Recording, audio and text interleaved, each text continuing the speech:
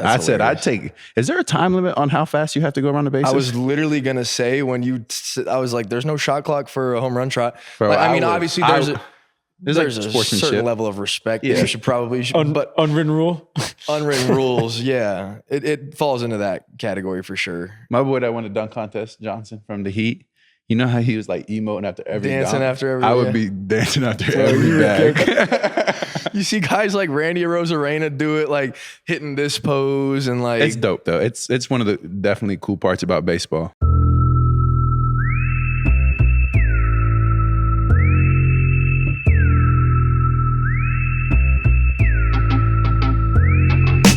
Welcome back to another episode of the Old Men in the Three. I'm your host, Cam Johnson, joined by co-host Tommy Alter. Today on the pod, we have Chicago Cub, Pete Crow-Armstrong. Welcome, Pete. Thank you. Pete's a 2025 MLB All-Star. Really honored to have him on the show. Looking forward to a little bit of basketball, baseball crossover. How you doing, man? Man, I'm outstanding now that I'm here, and I appreciate you guys having me. I'm ready to chop it up. Where are you at in the season right now? You guys just started camp out here? First Spring official training? day today, full squad. Pitchers and catchers been going for the last like 4 or 5 days, but as the years have gone on, like dudes just start showing up early and earlier. So we've all been kind of going, but today was the first official day. How you guys looking? Really good. Good. Yeah, real happy. We were talking when you were pulling up about the length of the season. Do you feel used to that now at this point? Yeah, I mean, last year was by far the most games I've ever played in my life. I think I played 150, 155, 157, something like that, not including playoffs. But I would say it's easier to maintain as the season goes just because, like, resources are better, food's better, travel, although you're traveling more, like, travel's easier, the beds are nice. Like, all the little things I think that we may not realize in the minor leagues has definitely gotten me used to the long season for sure. But it's weird.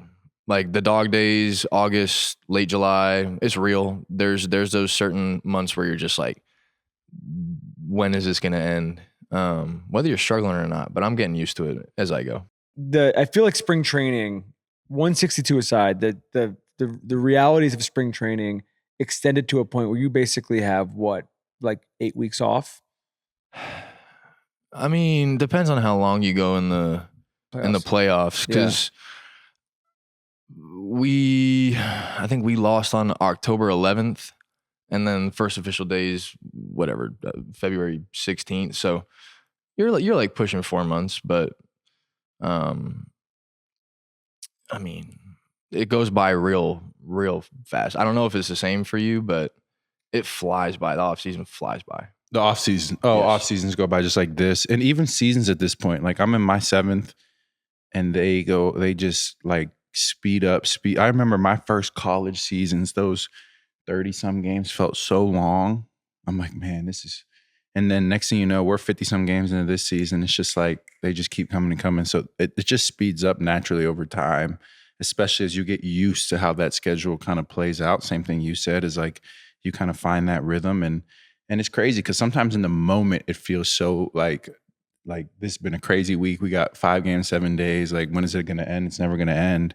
But then you look up and you're 60 games into the season, so it's a little bit of both there. One thing that I always say about basketball as a whole, especially in the NBA and as you get older in the NBA, and I constantly consume basketball. We constantly talk about basketball. Play, like, when you say a word over and over and over again, it starts to like sound weird. Oh yeah. That's how basketball is. Like man, we're just throwing a ball into like a floating circle. Like all these people care, all these people watch. You kind of have like an existential crisis mode. And I can only imagine how that must feel in baseball when you have to like have an actual competition basically every day, like 28, 27 days a month. Like numb is probably the best word for it. But I think environment matters, like where you're playing. I'm sure it'd be a little different if I was playing somewhere like, and not to degrade any organization or any city, but like Pitt would probably be a little different, the state of their fan base right now and who shows up to those games. But I get to play in Wrigley Field. Like, it's a party every day. So, like, I've talked about this with some friends recently, and it's like when you're going through, like, we're underground all day, like working out, hitting in the cages, eating. You get outside for an hour and a half before the game. But like some days feel real monotonous and you're like, gosh, this can be a tough one. But playing at Wrigley Field, bro, it's like we get up on the steps 5 minutes before game time when the pitcher finally gets back into the dugout.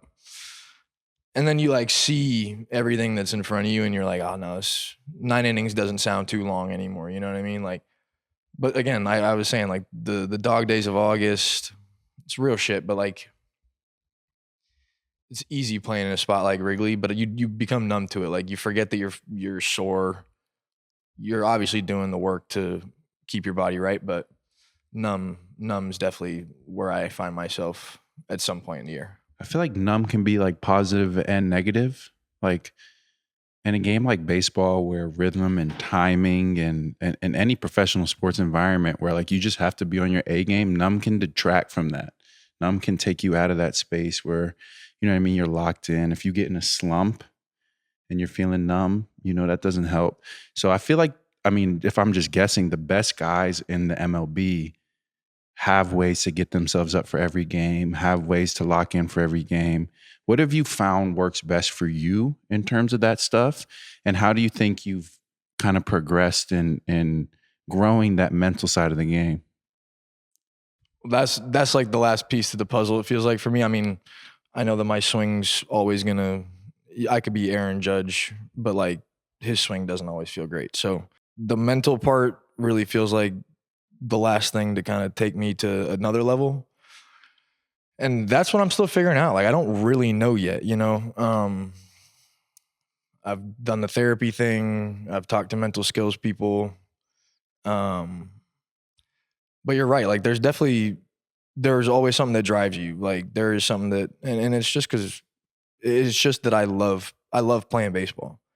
And I love how difficult the sport is. Like there's something new about it every day. You're constantly learning. It's not like you guys where it's all this in-game coaching and play calling and all this stuff. Like you're making do with what you got that day. And I think that's super special. So like, honestly, the days you wake up feeling like death are probably my favorite days. Cause, you're like, how are you going to make this work today? But I'm not the one really to like talk about the mental side of things just yet. Cause I struggle with that the most. So I just try and take little bits and pieces from dudes I admire, I think, on my team, mostly listening to those guys. And I mean, we're all going through the same stuff together and at least at the field. So Anybody in particular? man, last year it was Justin Turner a lot, just because he's got years of experience. Like he debuted when I was in kindergarten. Yeah. He really looked out for me. I mean, Nico Horner though is probably somebody whose mindset I admire the most. He talked to me. This might have been in 2024, like my first real long season. And he was talking about like being kind to yourself and being emotionally aware, because I think your season's long too. Like we forget how we're actually feeling sometimes when it's all about baseball, when the word starts to not make sense sometimes. And I think he's just like your model. He's like your model baseball player. If I were to have kids, I'd be like, yeah, watch how he runs the first base and then comes back to the dugout. If there was if he had a GoPro, it'd be a pretty cool thing to watch, just because the guy, he's wired all the time, and he lets his emotions out when the time calls for it. But other than that, he's super stoic. He's like Derrick Rose, like, but he shows just a little more emotion than Derrick Rose. Like, yeah. But Nico for sure. Like I lean on him very heavily, but other guys too. Like I've been blessed with the rosters I've been a part of so far. We talk all the time with shooters in particular about process and details and sort of specific things that they do to get themselves ready, where even if they are in a little bit of a slump, you know, when you trust the process, you're confident that you're going to be able to get out of it. Have you been able to establish that for yourself in terms of even just like game day routine and things that can, if you are not, you know, you're not hitting well, whatever's going on with the team, you still feel like the process and the details are going to be able to kind of bring you through? Absolutely. Well, that's the funny part is like shooting's so cool to me because if you're a good shooter, like you make a lot of the shots you take. And I think I'm envious almost because like I think sometimes the work that we put in doesn't really need to be done all the time. Like I focus almost too much on like my time in the cage, and I'm a nut about that because it's really fun for me. It's like the only swings you can kind of control.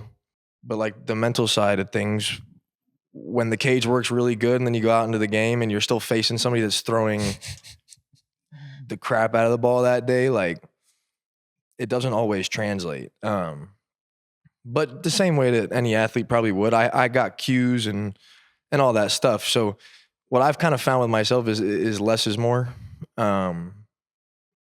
Like Craig Counsell, my manager, he always talks about giving myself grace. Like everybody knows that I do the work. Like that's what's expected of us. So sometimes it isn't about that. You don't need to swing the bat to get ready to hit 95. You've seen it for, like you said, 5 out of 7 days or 100 games at that point in the year. So like, I guess like a physical key would be like, no matter who I'm facing, lefty, righty, over the top, down here, like it's just backspinning balls to the big part of the field. That's where I always have my success when I'm like hot. So just manifesting those kind of results, I guess, because you don't know what's going to happen, like ever. Right. We talk about this a lot especially when we have shooters on the pod. We play a game where, you know, your most successful guys are shooting about 40%, right? So there's just a lot of room for error for us and shot quality, type of shots. You know, we're 24 feet away from the basket trying to make these shots over contests. You kind of live and die by it sometimes, depending on who you are and how much of your job it is. And it's a stressful thing. You know, on your best days, you get hot, you make 7 of 9, right? That just means that eventually in the season, there's going to be a 0 for 8. You know what I mean? Last year I had an 0 for 10, and earlier a week or two before I had a 1 for 9. And you're like, damn, if I could just erase those 2 games, it's 1 for 19.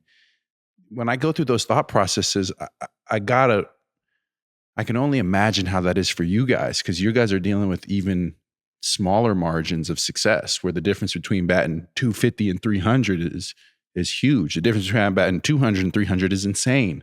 You know what I mean? So I understand, like from a basketball perspective, kind of just that being successful in something that technically has a really high fail rate. Why we decide to play the game is like that's what I think about all the time. I'm like, I signed up for this, you know, and I think I forget that like a good shooter, like some of the best years are what, like 46 to. Oh, you're amazing! If you're high volume and you're shooting 46, right? You're number one. That's like Kyle Korver. That's some of the best years ever, right? And that's nuts to me because even the margin from 460, it'd be 460, I guess, out of every 10 to 300, like that. The Barry Bondses of the world and the Ken Griffeys, like they're the first ones to remind you probably that it was hard for them too sometimes. But yeah, man, we picked the game of failure and it's hilarious. But if you like during the season, if you dive too deep into like your stats and stuff, you're fucked. Like you're toast. So do you feel like with your game in particular and your speed, like, you know, we'll talk about if he's having a bad shooting night or whoever's having a bad shooting night, you can do other things, hustle plays, rebound. You can do other things to sort of make up for it, or at the very least, obviously if the team wins, you know, there's going to be a level of happiness regardless, but you can still feel like you contributed even if you are 0 for 6 because you did everything else right. With your speed, obviously it's game-changing speed, but how do you kind of like juggle the, I know that this is a thing that I have that nobody else has, versus like, I can't go do risky shit because I'm trying to make up for the fact that I'm not hitting well? It's never about like the risky stuff. Like the risky stuff's the stuff you don't plan for. That's why, like, I think that's why great plays happen, is because you don't really practice great plays, unless it's like the details. Like, I mean, the details are huge, but you got to get on base sometimes, most of the time, to have like your speed impact. Sometimes you don't get one ball hit to you in 9 innings. Like, you go a whole day without touching a baseball except for like between innings, and you're playing catch I'm playing catch with Ian Happ or whoever it is between innings. I'm like, well, Just a good 7th day inning. catch. Just a good day catch. How How often does that happen where you won't get anything the entire game? It happens. What's the average amount of plays you think you're involved in on the defensive end in one game? Oof. Just off the top of your head. Off the top of my we head, won't check on it. I'd probably say like anywhere from like 4 to 7 or 8. And I mean, like, that could be like the ground ball single that's hit to me, and all I gotta do is throw it back in and nobody's on. Like, the easiest play possible, right? Like, probably 4 to 8 on a good day, maybe. Well, center field is also such a crazy position because you're like, you don't have the ball hit to you for 6 innings, and then you got to make some crazy play, full sprint and to if the for whatever wall, reason tracking. you misjudge it at all, it's completely on you. Dude, that's I mean, yeah, you got to be excited to go out there every inning, and it's important too to like actually take some pitches, not take some pitches off, but like the time in between pitches. Like, if nobody's on, I'm letting my mind wander. Like, I'm looking up into the bleachers, seeing who's there. Like, you got to like check out sometimes so you can lock it back in. Almost. I mean, I gotta think over. I mean, you're doing it every day. Like, if you were locked in 100% of the time, you'll burn out in a couple weeks. Like game 35 of the MLB season, and you're just seeing stars everywhere. Quite possibly. So that's why we ask the questions, like, just about that focus. And you're still young in your career. You still have so many years ahead of you. And if we turn around and have this conversation in 15 more years, you'll probably have so many different answers and so much more insight to how it goes on.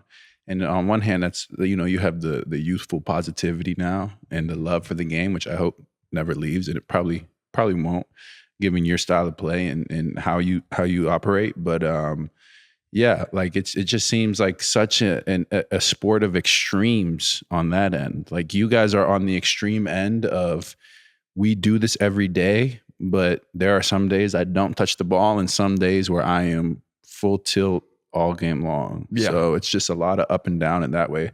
I guess basketball is just a lot more predictable. You're going to have to go out there and guard. You're going to have to go out there and score. It's going to happen every night. Can you get your energy up for it? Most other sports are, though. And you guys other sports don't have the luxury of like the pace of play. Like, you guys got to be on point every bounce that ball takes, Yeah, you're about to have to guard somebody, but you don't know how they're feeling that night. They could be on one. Like, at the same, like, for me, I got 9 guys. Like, not very rarely is an entire lineup hot on the same day. It's just it's crazy. Like, it's a different sort of like, you guys have a way different motor. Like, the way that our game makes us feel physically. Like, I'm not, at this point in my career, I'm not throwing ice on my knees. I'm not like straight to the tubs like you guys are. Like, it's just the inflammation's different. Yeah. I'm sure your feet feel different, your knees. It's just a whole different set of athleticism you guys got. How did you feel playoff wise from a pacing standpoint? How'd you feel it was different? I mean, I think I felt the weight of the moment for sure. Wrigley kind of brought that out of me too, just because that place was on fire.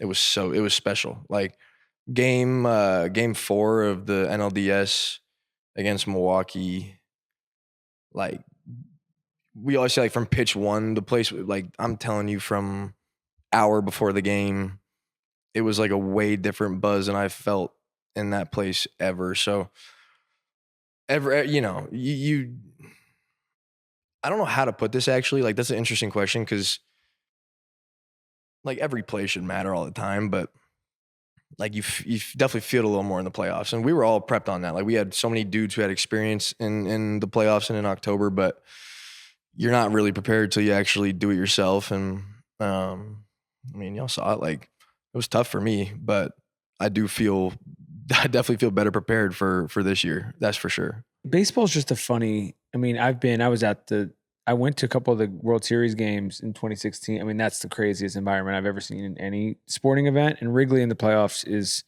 just on another planet in general. But I think, everybody saw this, even sort of casual fans saw this year with all the playoffs in the World Series. But we really see it every year with the playoffs where it's a little bit kind of like sleepy. And then all of a sudden it just gets ratcheted up by like 50.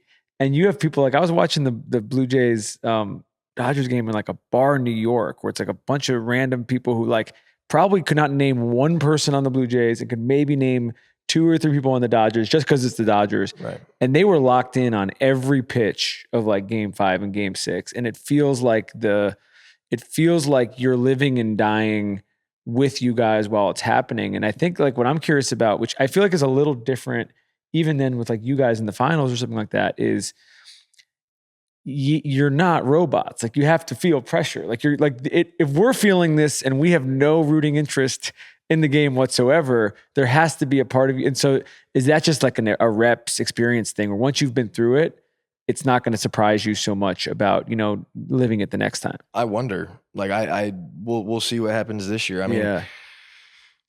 I will say like, yeah, as I got more games under my belt, I think we played 8. So as it went on, like my heartbeat probably steadied out a little bit. But I mean, when we went to Milwaukee, the boos for counts were louder than the cheers for their own players. Like it's wild how fans like decide how they're gonna feel and root for or against whoever's on the field, right? Like it was clearly very personal for them, and I felt it. I kind of enjoy that. Like, so I think all in all, like, sure, it was a shock to the system at first, but then like that's where you want to be. Like that's the stuff that makes you sweat a little bit when you're thinking about it in a good way, because that's what we prepare for. Yeah, I'm thinking about it now. Right. I mean, the other thing is that you have time in those moments to think, whether positive or negative. Your thoughts can take you in a good way, they can take you bad, whatever it is. You have time. When you're stepping up to the plate, tie game, bottom of the 9th, bases cleared, you have time to process that. You know what I mean? I guess in other sports, maybe like a basketball, like as that clock's ticking down, like that's 10 seconds in the moment, boom, boom, boom, done. Do you feel like that's better for you? I think it would be. Mm-hmm. It depends on who you are. Right. But I think just overall speaking, I think it's maybe easier to just stay in the moment and not have that. It's like being ice at the free throw line. I was going to say, is the free throw line the only comp to this? Yes, absolutely. Maybe like calling a timeout. And that's like the yips. Like that's like the definition of the yips is when you have that period of time to think about it. But that is the one thing I do envy about baseball too, is like for as much time as you have to think about it, you got time to celebrate too. You hit a home run. Hell yeah. That's time where you get to soak it in. Like you hit a game-winning shot, or like that's the only comparison that we have is like a game-winning shot where like the moment's just on you. Yeah. And it's like, it's kind of just over just like that. You got your celebration. It's just like over. And those moments are so few and far between.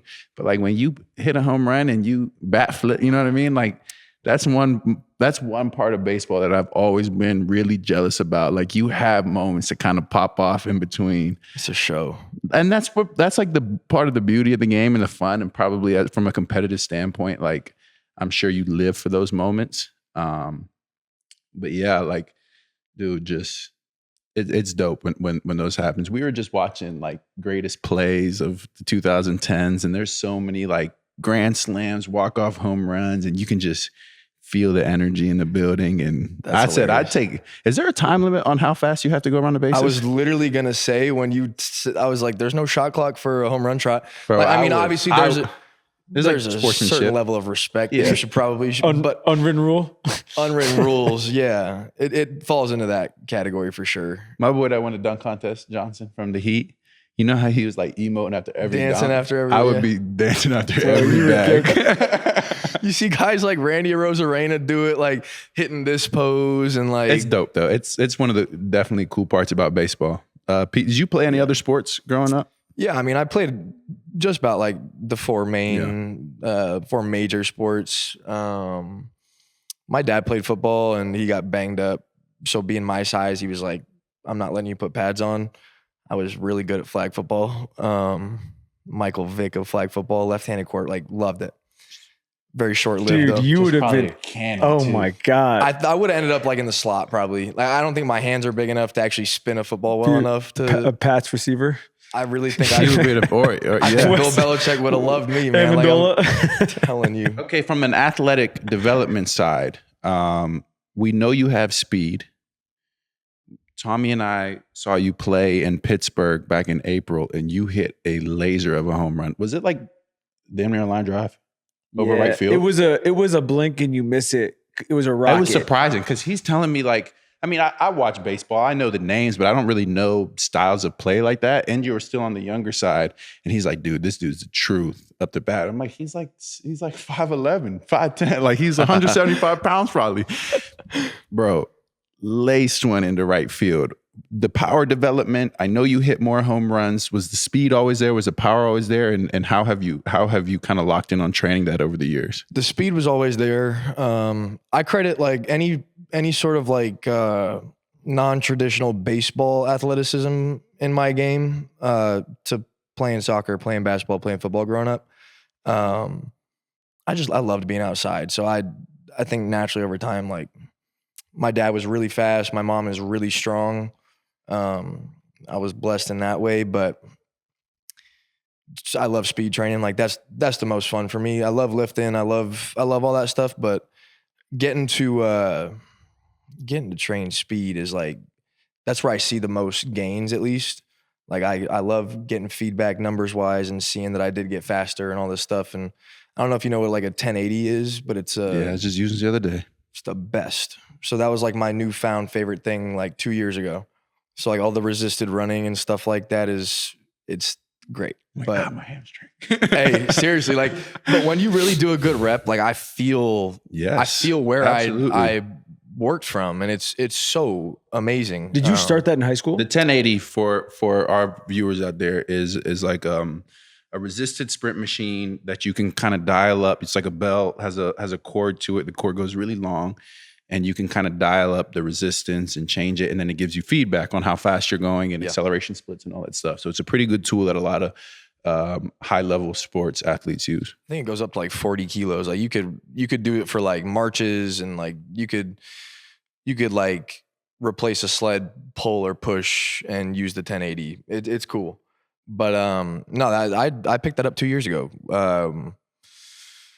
We did a lot. Like I've been lucky too. My high school was really forward thinking in terms of how they worked us out, and a lot of good athletes ran through there too. Like I mean, Cassius Stanley was there when I was there. Really good baseball player, by the way. Really? What position? Pitcher and outfield. Really? We met in the outfield at practice one day.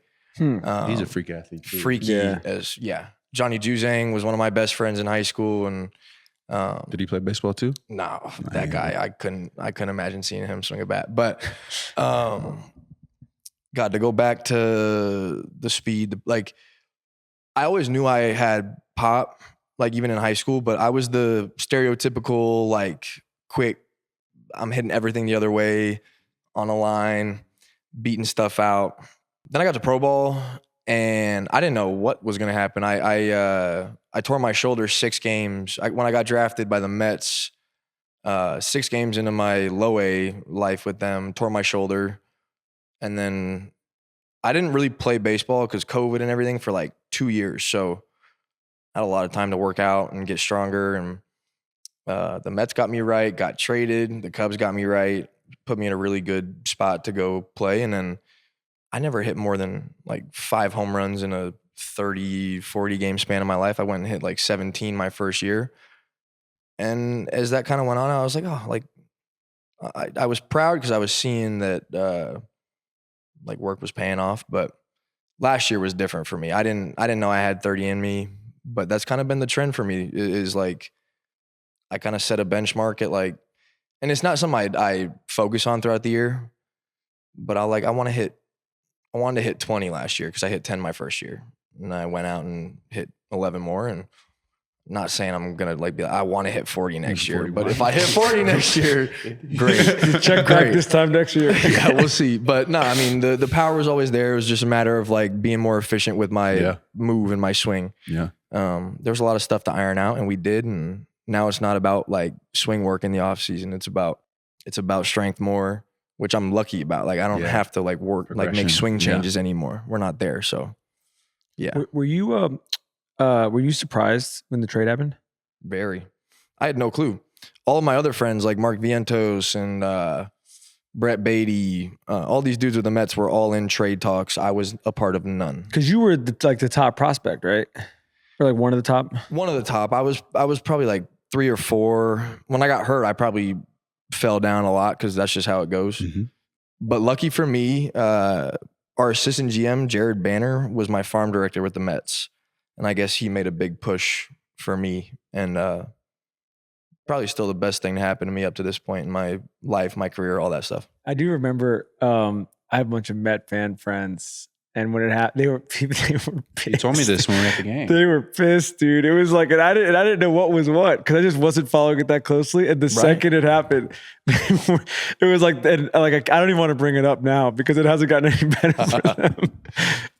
They were not happy. Who's supposed to know that I was going to do anything though? Like I played 6 professional games. Like big risk that the Cubs took. I would never blame the Mets at all for making that trade. Like that was a good roster they had, and Lindor wanted to play with Baez. That made their middle infield really good, but here we are now. Like I had no clue. That's just how the professional sports works. Like the craziest things happen, things you could never predict. Mm-hmm. And I mean, it's one of the cool parts about it. But as a player, like you just got to be on the swivel. Well, how'd it work for you?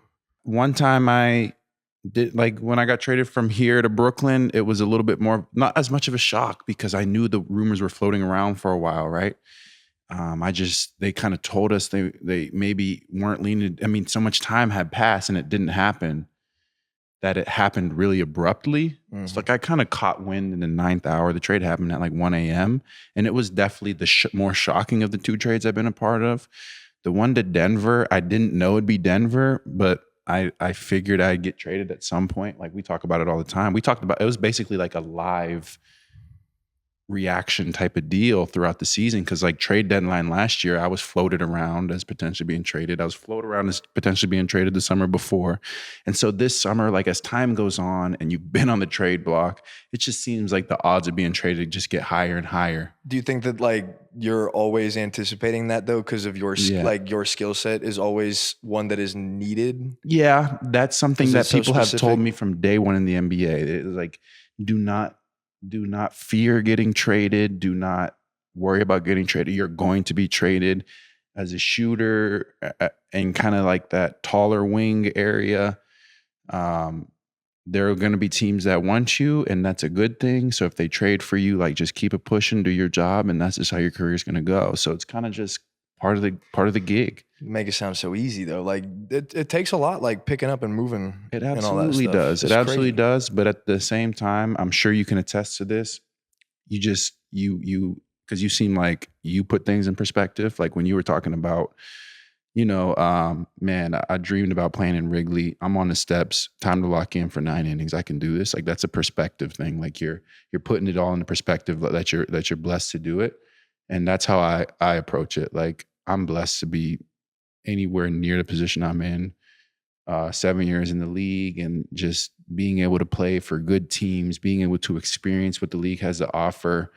Like we get paid well. Like what other job could we do that has the kind of perks that we have? Absolutely. So that's just the perspective that I use for it. And obviously it's not a perfect process, as you definitely know, but I always go back to that. So I'm cool. However, the NBA is also tricky just because of the cap restrictions. Yeah. And the reality Which of makes it more likely that you that just are movement's like gonna happen. I mean, we talk about this with like the Celtics guys where it's like you win a championship and they got to go. And They got to go Oklahoma trade a City's bunch of gonna them. be in the same Oklahoma, position soon enough. everyone's going to be in the, and so it's a little bit of like it's your turn under the barrel, and then when that happens, people are going to go. And so I think the longer that reality goes on, the less people are going to be surprised, and the more it's going to just become like, honestly, it's like a lot of jobs. It's like you have a great run, but like most people don't stay at their job for 20 years. You go somewhere else. Very rarely are you like a lifelong. Yeah. Do you see lifelong players? Kobe Bryant with the Lakers, like I don't know. Tim Duncan, like they're few and far between, bro. We can sit here and name them. What was your debut like? My debut was interesting. I mean, it was in Denver. Funny enough. I really had no business being up there, and I honestly, I haven't actually like talked to any of the Cubs front office about this, but like I feel like David Ross, who was a manager at the time, was put in a weird situation because I don't think he was the one probably that wanted me up there. No shot he was actually, because I wasn't needed really at the time. I was playing really well in AAA, but it ended up being a really crowded outfield, and I think it put Rossi in like some funky positions in game. And so my debut was September 11th, 2023. Before the game, he was like, yeah, like cleat up, but I don't think we're really going to roster you today. So just be ready to play tomorrow, but like cleat up just in case something crazy happens. And of course, like I get into I don't remember if it was pinch hit or pinch run first, but it was one of the two. And then it was like a bunt situation. And I'm facing Tyler Kinley, who throws like 94-mile-an-hour cutters, but sliders. Like these things are terrifying. Bunt situation, he throws like the one straight fastball he'll probably ever throw because he knew that I was going to bunt. And I missed the sign completely. And I looked down at the third base coach, Willie Harris, and he's right back to it. And I caught it that time, got it down, and it was whatever. But I remember telling my family, like, hey, yeah, like don't rush. I'll be in tomorrow, yada, yada. And my mom made it for that game. That's so dope. She was the only one there, which... At least she got to make it. Pretty poetic. Like if you've been around, like it makes sense that my mom was there. She'll drop anything. So it was cool. I mean, it was really overwhelming and all that. But next day I had like all my people there, and it was special. What was your first hit? My first hit. So I went hitless in 2023. I went like 0 for 19. So my first hit was a homer off Brian Abreu at Wrigley. Bro, first hit. God, hey. I could do this. No, because I get that first knock, game-winning homer against Houston. We swept them, which was sick. But then I had like a good 2 weeks, and I remember Counts being like, "Hey, you're only going to be up here for a month," because Cody was hurt belly, and then I ended up being up there for a little over a month. But I played like shit. I hit like 150, 170. I don't know. So it was like, oh, maybe I can do this. And then it was right back to being like, oh, I don't know about this. Like, we'll see. So it's interesting, even what we were talking about before with the mental side of things, of like, at that point, do you have any, you're confident dude, but like, do you have any self-doubt? Because there is a different, like, if you're on an NBA roster, yeah, you might not necessarily be getting minutes, but like, there's not the back and forth as much. There are a few two-way guys and guys that go back and forth to the G, but for the most part, it's kind of like, you're going to get your look, you're going to get your window. So you just kind of have to stay ready versus like, if you're going back and forth, you may just end up back and. There's no self-doubt. Like, I think I've decided that it's going to work out in the long run. But it's more of like, self-deprecation where like the standard I hold myself would come off as somebody who doesn't believe in themselves very much and how they react to failure, which is why earlier I was like, yeah, the mental side of my game is not nearly where it needs to be yet. But no, there's no self-doubt. Like I know that my fallback plan is if I don't hit, I'm still going to go play the best center field in baseball. And that gives me confidence to go out there every day and just say, screw it. Like, hitting is so hard. So make it a little easier on myself, I guess, and focus on being a center fielder first. We always talk about, like welcome to the NBA moments where you have like with other guys where they just see something that like fucking blows their mind. Yeah, I love hearing about those. So do you have that for you? The whole 2 weeks I was up in 2023 was a pretty good welcome to the MLB. If I'm thinking of like a specific, like at bat, or if you could quickly give us the difference between that AAA moment and those early MLB moments, how would you describe it? And it can just be you watching it. It doesn't even have to happen to you. You're just on the field while this is happening. The difference in the game is that you're playing in small ballparks. In the grand scheme of things, those games, win or loss, does not matter. Nothing. I mean, everything's more magnified in at our level. You're always like we. I mean, can't imagine the amount of conversations we've probably had in our lives about like, oh, I was the best player on the field for, you know. It's kind of still the same way in the minor leagues, and then you get to the big leagues, and it's like there's nowhere else to go. I'm starting to play against dudes that I was watching on TV and really admired, and like playing in AAA, AA, high A, low A, like it will never compare to playing in a Wrigley Field or a Fenway Park.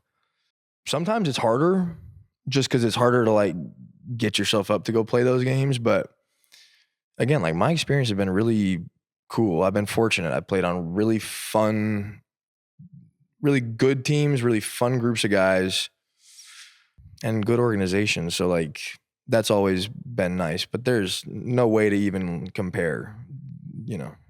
As a peer of his, because we could think about this as observers, but when you watch Shohei, like what is there to say at a certain point?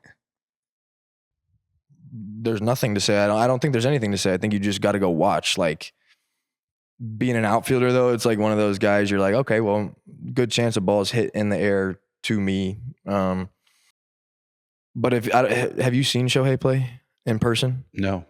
Okay, coolest part about his whole lore for me is his walkout song. It's like no, I'm not gonna do it right. It is like it sounds like the finale of like an opera or something. The crowd starts cheering for that dude when he's on deck. Like, yeah, you see him come out the dugout. It's just different. You got it. Like, there's not much to say. It's hard to describe a guy that does what he does. So like, you gotta watch. It's really cool. What do you think when you watch him? He's like fake. Like he's a creative player. That's what's weird. Like what's weird about it is like when you're watching something that has never existed in the sport, however, thousands of incredible players have been over the years, and he's just doing something. It feels like every other night. It feels like he's setting the stage in a different way. It's just interesting, like living through it, and you're just being like, this is a guy I play with at the All-Star game. You know, this is a guy I'm competing with for a title. Yes. And he's still beatable is the craziest part, is like that, you know, that guy, he loses too. Yeah. But you're not supposed to explain it though. Like he's writing it as he goes, man. He is the first person ever doing anything like this. What about his Pittsburgh boys? Paul? Yeah. Oof. Paul, I played with Paul before Paul was a pitcher when we were 12. And he was catching and stuff. And I mean, what he's been able to do in the first 2+ years of his career is like, I mean, so happy for him, because I think he carries himself better than anybody our age. Like even dating Livy, like that's a lot of attention and all that. And he moves the same way all the time. Like he seems unbothered. Like he's about his business completely. And then he goes and wins Cy Youngs and Rookie of the Years. And it's like, okay, well, the work works for him. What do you think? Sure. He doesn't seem to like, yeah. For a guy, like you could take this in a lot of ways, but like for a guy that's as highly touted as he is, I know he wants Pittsburgh to be more competitive. And I can only imagine how tough it is when his ERA is what it is and he's performing how he is and his record just does not reflect any of it. Like, he doesn't outwardly have any outbursts about it. I'm sure he's frustrated and says what he has to say and wants his team to be competitive, but I do give him a lot of credit for that. And like, I'm a Pirates fan. I'm from Pittsburgh. Right. And, being that how it is, like, it's really frustrating to watch that, it's like, we have a chance. We have one of the best pitcher prospects. Pitching staff too. Yes. The pitching staff, the starting rotation is ridiculous. I mean, that could be a whole nother topic, but before we get too deep into those weeds, go ahead. What were you going to say? Well, I was going to ask about him specifically, just hitting against him. What about from a technical standpoint? I think what makes him so tough, and then I have another Pittsburgh question. I mean, he throws 100 miles an hour. For me, like the change in speed, like you're seeing so many dudes throw these sliders that are 90 miles an hour and have short break and they're really downward. With him, he's got this really good, we call it a true line on his fastball, which means like it kind of presents itself as if it almost kind of goes up. He's got a lower slot. He's got his splinker, obviously. Personally, I don't think that's the best like combo for him. I think the fastball changeup combo for him is the best, just because it's a huge speed differential. But he's a 100-mile-an-hour arm that dots, and he's not afraid to throw the fastball. Like the confidence, you feel a pitcher's confidence. You feel their aura, like. Same with Skubal. But Paul his fastball plays really well at the top and it looks really good to hit. And it's a very enticing pitch to swing at. So with him, you gotta you can't try and get him down into the zone, because then you're gonna chase the changeup down or the sinker that just finishes below the zone. It's like you gotta kind of get him, like we call it belt middle. So then you give yourself room to like work up just a little bit in the strike zone or work down just a little bit in the strike zone. He's a pitcher, and a lot of guys that throw as hard as he does nowadays, like they aren't pitchers yet, and he's a pitcher. It seems like he studies and really prepares. Like you can kind of tell. It's cool. How much in the last couple of years has your film sort of processing changed? A lot. I mean, the access we have to every arm is ridiculous, and vice versa too. So like every team's got like their portal. They use different formats sometimes or different sites, but I mean, base running was where it really changed for me. Was Andy Green and Mike Napoli. They were on the staff. Nap's the bench coach for the Reds now. World Series champ with Boston when he played, but first base and a catcher in his career. And he's like probably still to this day the best base running mind I've ever been around. Him and Andy Green got me on a ridiculously cool like video process and really taught me how to like look for things. Because everybody's got a tip. You just got to find it. It's a lot of in-game stuff too, but the video is super relevant in the base running world. Hitting wise, like we have our hitters meetings where we go through video and see where damage is done on this pitch and that pitch. But I'm in bed the night before, like looking at the starter and all that for the next day. So the base running thing is cool. It is. It's almost like NFL-esque in a way. You don't think about it as much because all it is you just run and dive. It's a straight line, point A to point B. But like we're looking for things because you can't outrun the baseball. So base running is where it's been most important for me, I think, I would say. Do you watch any, like, is there any video really in basketball? Tons. Is that for what's that for? Tendencies. I'd say the main things are tendencies of other players and the types of sets and styles of play they have.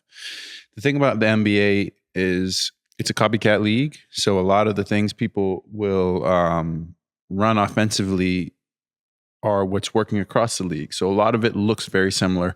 Some teams, based on their personnel, might have some different stuff going on. Right. But from an overall perspective, yeah, you see how certain players function, kind of the skeleton of how their offense is run and how their movement is. And then there's a lot of film we watch on how they defend, how they guard ball screens, are they a team that likes to run in transition? Are they a team that is a really good offensive rebounding team? There's tons of little data points that we get that are data, and then there's tons of film study that you can dive into, and then there's film on your own self, and that can go in a lot of ways. Where your shots come from, how that looks, your role in the offense, how you're defending, even something as simple as like I'll watch and just see like posture. Am I in an aggressive state or am I passive? And how can I improve that in the next game and stuff like that? So it's a lot. But then sometimes it is the opposite where it's just like you have to go out there and play too. Right. I would assume like the formation sets, like whatever it is, tendencies though, because that's a word that's crazy. Just like Paul Skenes has his, what do you call it? A splinker, a changeup and a fastball. James Harden is going to hit that step back left. He's going to, back away to his right. Certain guys are going to do certain things. How often does this guy drives left 70% of the time. Wow. This guy drives right more often. This guy wants to get you on his hip and spin.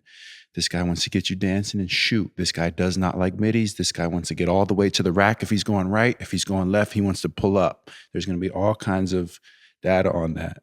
And the best players usually have a little bit more of set tendencies where it's like, that this is what they want to get to. And if you stop them from that, then they have a counter, but it's just playing that game. What about a guy like Steph where like he's just running when you're looking at his scouting report, it's pickup points. Where are you going to pick him up? Are you going to be physical with him? You got to understand where he comes off of ball screens and how and off ball screens and how he gets there.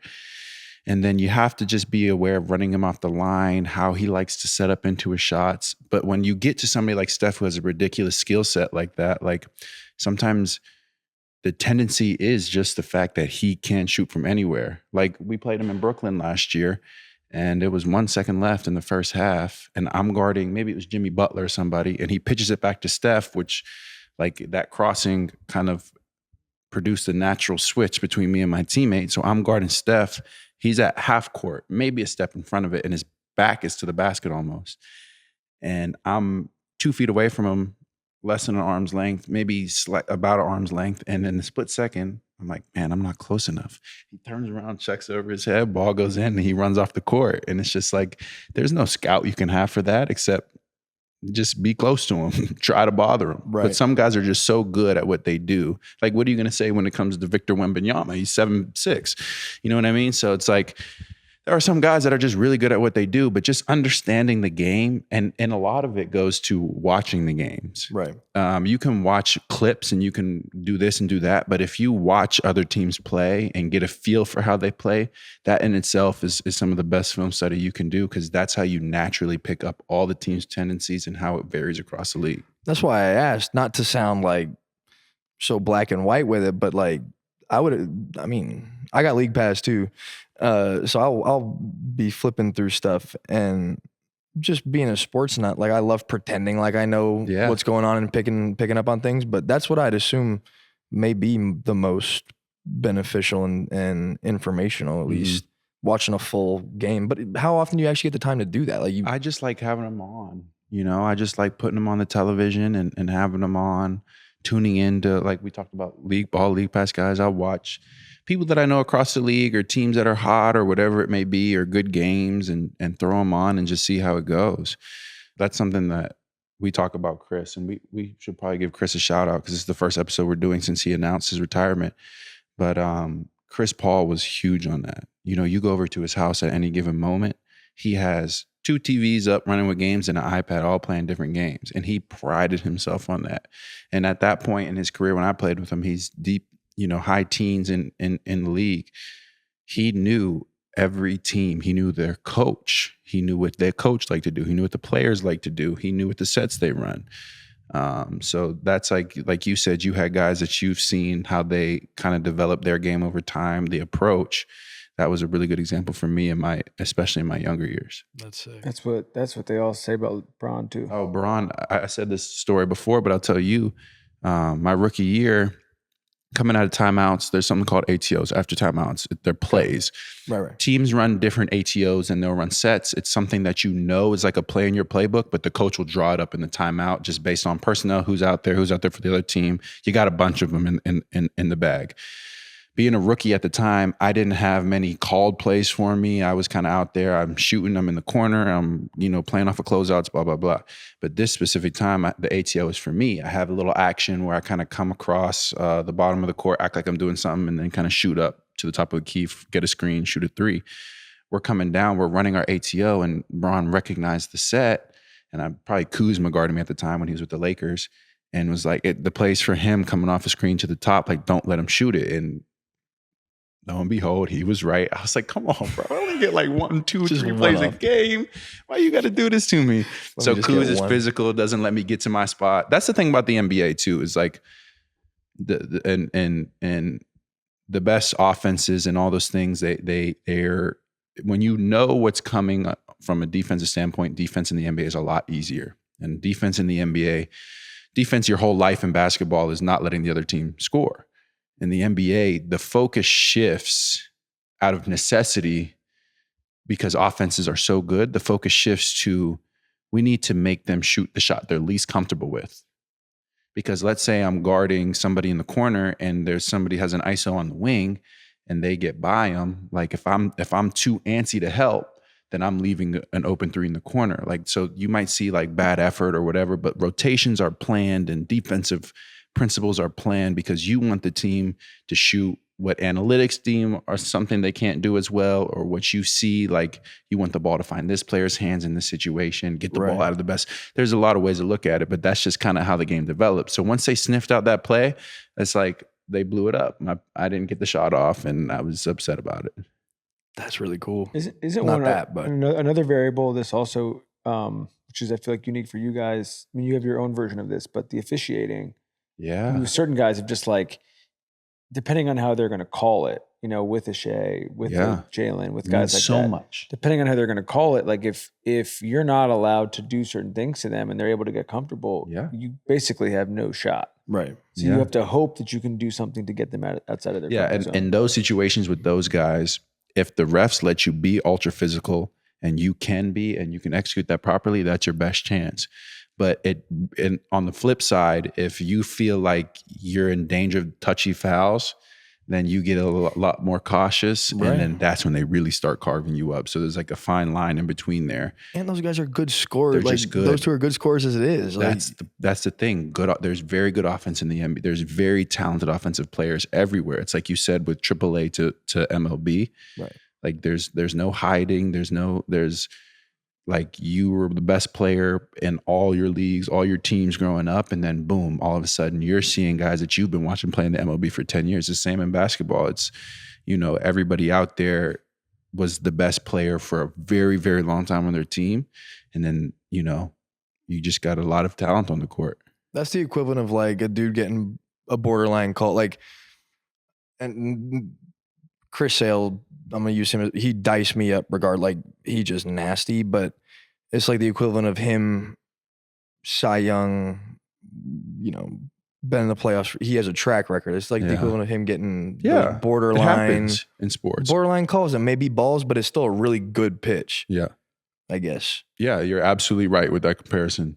Do you think officiating, especially from a pitching perspective, should be done like in an AI-driven camera, take the subjectivity out of it? We got the ABS, the automatic balls and strikes this year. Do you think it's a good thing? We'll see. I'll give that as my answer now, but I mean, I guess what I like is the accountability aspect. So like you have the opportunity to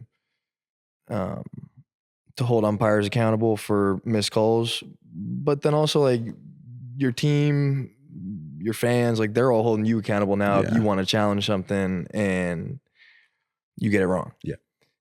Definitely going to create moments now where you got to pick your spots. You can't just challenge willy-nilly. You only got so many of them. I do love the human element of baseball because there are still ways to hold umpires and teammates and other players accountable as it is. So I don't know yet, really. I mean, we used it in AAA when I was there, as in a tester way, but I don't know. We'll see. I like it. It's a little different, but I like it in tennis. I think it's nice. It's great in tennis. It's one of those things it's one of those things that sounds bad until you see the execution. Like if you're to your point, like if you're running it all day, where it's like the games, and it's one of the great things the league has done is sped up the games, but all of a sudden you're dealing with these challenges all day long. That just takes the whole flow out of everything. But I agree. If it is the 8th inning of a a series, a series deciding game, and you really want to get it right, you should have the ability, the same way you guys can challenge them. You should have the ability to get it right. And I think that's agreed. I was gonna ask about the to the convo earlier. Like starters versus relief pitchers, and how much of that is just reps. So like when you think about you defending Steph, you defending any of these guys, they're the greatest players. There's only so much you can do. But at the same point, when you've defended Steph, 35 times over the last, 4 or 5 years, you do from a rep standpoint, you do sort of know what to do more when you're going into it versus like if you're facing a relief pitcher that you just have so little experience with, how much of that is just you're just like walking into it on the fly almost. So I mentioned like we got so much opportunity to watch video on any pitcher. Like you could go back and watch their stuff from 2016 if they were playing professionally.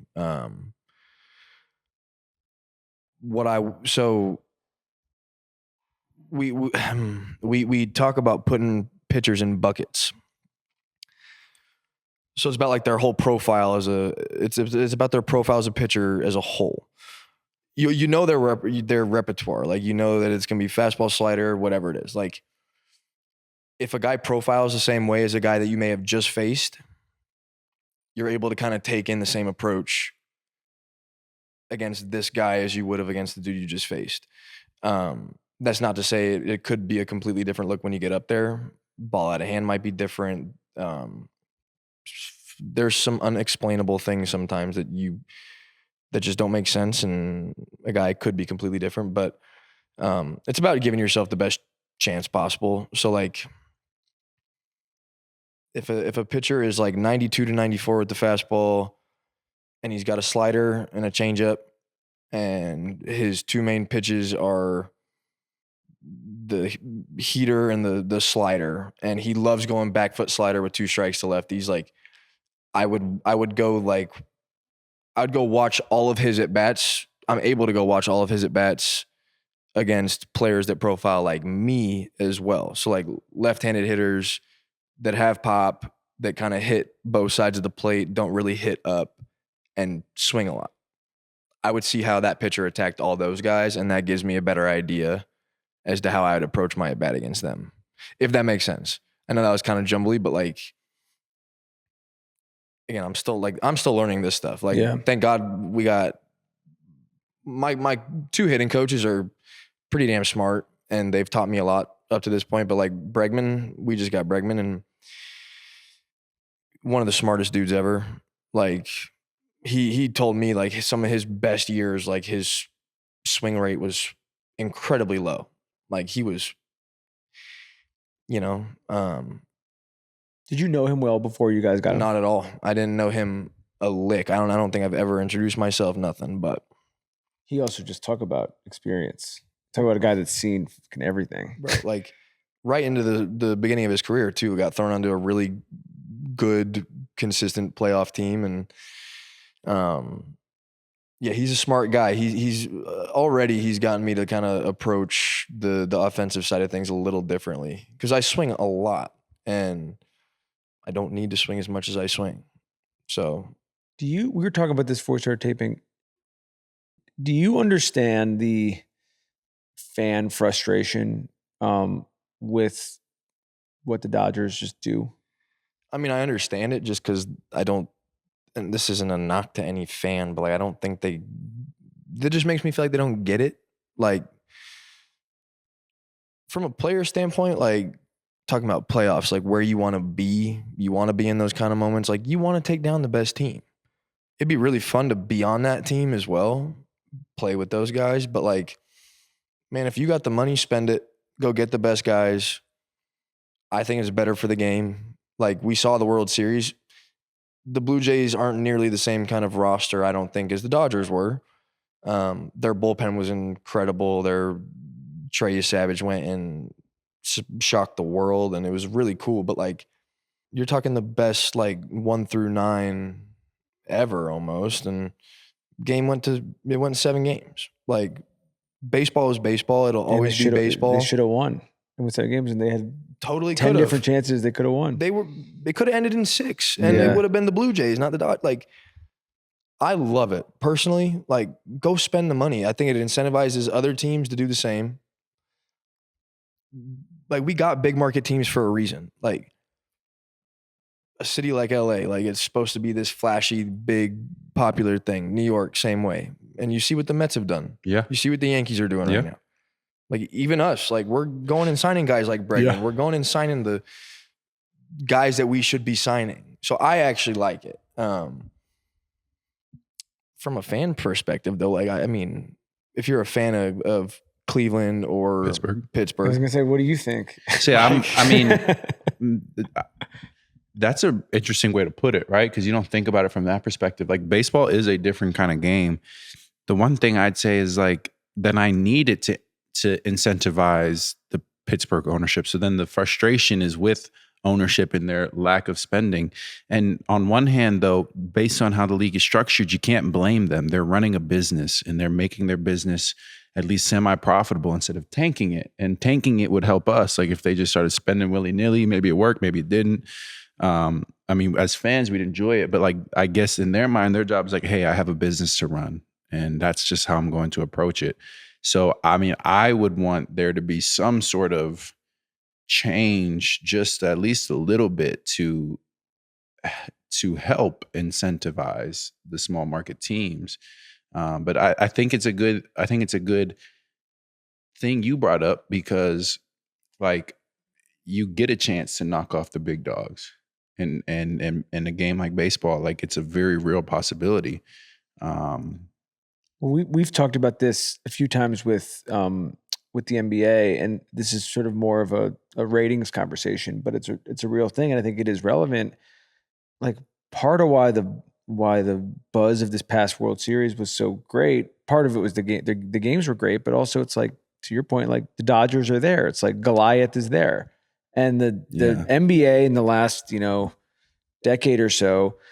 I mean, we literally just saw this with the NFL. Yep. Like no Chiefs, no buzz. I hate to say it, but it's like that is a real thing where like that game, there was no buzz going into that game. We talked about it on the show ahead of time. Those are, Seattle's a great team, super deserving champion, but it was hard to get the casual observer invested in it. And the NBA, when it's been at its peak, has been those Warriors, Cavs teams in the last recent years where it was teams that had been there before. And so that comes with what you're talking about. I think the question is to Cam's point is basically like, how do you build out mechanisms for you guys, for the Mets, for the Blue Jays, for the teams that are like on the cusp? It's kind of like the Padres, you feel confident, like we can beat them. Like if things bounce right, we can beat them. It's like, how do you take those teams in the bottom 6 and basically like drag them up? So if you're a Pittsburgh fan, you're not just like, well, Paul's great, but he's going to be gone next week. He'll be gone next week, and right. And you don't want his career to go to waste either. Being on in a stagnant organization either, because baseball, like you can get away with using the excuse of development. I think, just because like so rare that you got your Mike Trouts and Bryce Harpers, they get called up to the big leagues at as teenagers. Takes a little longer for a lot of us to get to where we need to be for a team to feel like we're going to contribute. Yeah. I think development's really cool too, because you saw the 2016 Cubs. Like we did sign Aroldis Chapman as a free agent. How is he, by the way, aside, how is he able to just keep doing? So from what I've heard, that guy, he works out like at least twice a day, I think. And he is the king of long toss, I think, from what I've heard, is he's one of those guys that's like Albert Pujols, I heard, was the same way as well. He's like, I'm not going to ever give my body an opportunity to be sore. I'm going to do something every day. That guy is also a freak. Like Aroldis Chapman is a freak. Usually are. Like, I'm not going to be sore. Like, that's not as much a choice for some people. Right. First, well, absolutely. Yeah, I mean, absolutely. Sometimes that's what the freak athletes say is like, oh, it's easy to work out 3 times a day, or it's easy to jump 45 inches. Why don't you do it? Throw 103 miles an hour at age 40. He's a freak. So I heard he works out like crazy and just moves. He's just mover. He's just a mover. I don't know. If someone's visiting Chicago for the first time and you're like, you got to go to like 4 places, what are they? Food wise? Yeah, food, and like obviously Wrigley doesn't count. Like food, mostly food, but just like you need to check out these like 4 or 5 spots. All right. Tivoli Tavern, killer. I actually just went to this taco spot that Ian Happ suggested. It's not far from Tivoli. It's in Fulton Marketplace. It's called La Josie. I literally just went. I was the first person in the restaurant. Opened at 4:00. Went and sat down. Tacos are sick. Tivoli Tavern, La Josie. Tre Dita's really good Italian spot. Cafe Deco's like a good coffee spot. And then there's this new spot that opened up called Crying Tiger. And it's like this Asian fusion. It's a funky spot. Like it's a little different. Where is it? I want to say it's Gold Coast. It's right by Gus's Sip and Dip, if you know where that is. Yeah. They're like literally conjoined. I think Tivoli's probably been my favorite vibes. Like it's kind of dark but it's hopping in there. Like people have a good time and it's really good food. Go to order there? Honestly, weirdly enough, I wouldn't say this about any other spot. The fish and chips. Fish and chips. Fish and chips is really good there. They also got good pasta, like a good French onion soup. If you're when you wreck fish and chips, you know it's amazing. Yeah. Like if you're gonna go out of your way to be like, yeah, absolutely. I think my kind of last question before we wrap would just be, we like to sort of talk to a lot of the younger NBA guys about this as well. But like when you're talking to, kids you meet at meet and greets, things like that, who are playing Little League now, like you've been blessed with a ton of skills. You've, worked your ass off your whole life, but like, do you have like a specific lesson or two that you feel like in the journey pre-professional that you'd like to sort of pass on to people from like a perseverance standpoint? I like telling like little kids and little interactions and stuff, like make sure it's fun first and foremost. At that age, like there's really no point in, you don't know if you love it or not until you, like, when I was a sophomore in high school, I was about done. I was like, this feels like too much, But like if it's fun, I think that's just the best starting point.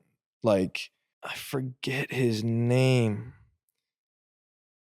Golfer back in the day, he was like, if you're like taking your son to go play golf, like give him as many reasons as you can for him to want to come back and do it. Like send him home before he's tired, so then he's like itching to go back. Make sure it's fun. Like it's not your job yet. You don't know if it's what you want to do, and unless you're one of those people that really does. And that's about as simple and easy and to remember for me and really like lock in on and feel. But anything professional sports wise is always going to be difficult. So keep it as fun for as long as you can, because I think I forget to have fun a lot of times now at this stage in my career. Because you're probably never going to have as much fun as you had when you were playing with your boys in Little League or in the backyard or at the Y or like whatever I was doing when I was a kid. I would say that. It's so cliche and it's probably said a lot, but it's got to be fun. Like, it has to be. That's good. That's good. One more question before we close. Is getting a hit off a major league pitcher the hardest thing to do in sports? Yeah, I think so. I mean, I'm sure you'd throw me in like the ring with John Jones and I'm dead. Can't do what Scotty Scheffler does. I can't come remotely close to what you do. Like, I can't, you got to dedicate your life to what we do. And I think that just the fact that the game is based upon failure, the bar for success is really so low in the grand scheme of things. And you got guys like Shohei Ohtani going out here and he's not hitting the quote unquote Hall of Fame 300 that he should be hitting, right? Like, if he is the one and he's not even 3 out of 10. Like, he wouldn't even be able to hit himself. Like, that's the craziest part. He pitches too, and he would not have success against himself. Like, you think you're driving fast in your car? Like, imagine the car being this small and you have a 60-foot window. Like, you have a bat that's round, a ball that's round. Your margin for, like, like the perfect, like if you played the show, like a perfect on the show, like, I love a perfect. The margin for error on a perfect versus a fly out to the warning track is literally like, I can't even, it's literally that big. So yeah, it's the hardest thing to do in sports, only because the goal is consistency and success. And it's very, it's not so often that you get either one of those things. So well said, well spoken. Well, that wraps it up. We had a little bit of a guest visitor in Miss Halo. She got bored. She got bored of us. She comes and she goes. She comes and she goes. But Pete, man, I think she's coming back. I hear her. Come on, Halo. Come here. Come on. Come back for the close. Come on. Need some love. Come here.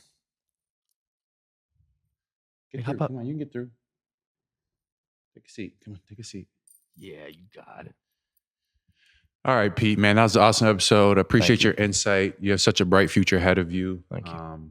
As always, you're a friend of the show. You're a friend of ours. Wish you nothing but the best in this upcoming season. And go get another All-Star, 40 home runs, baby. Thanks, man. Yes, Love sir. doing this. This was fun. Thanks for letting me ramble. I appreciate it. Anytime, bro. We'll have you back at some point. Absolutely. Thank you both. Thanks, Halo.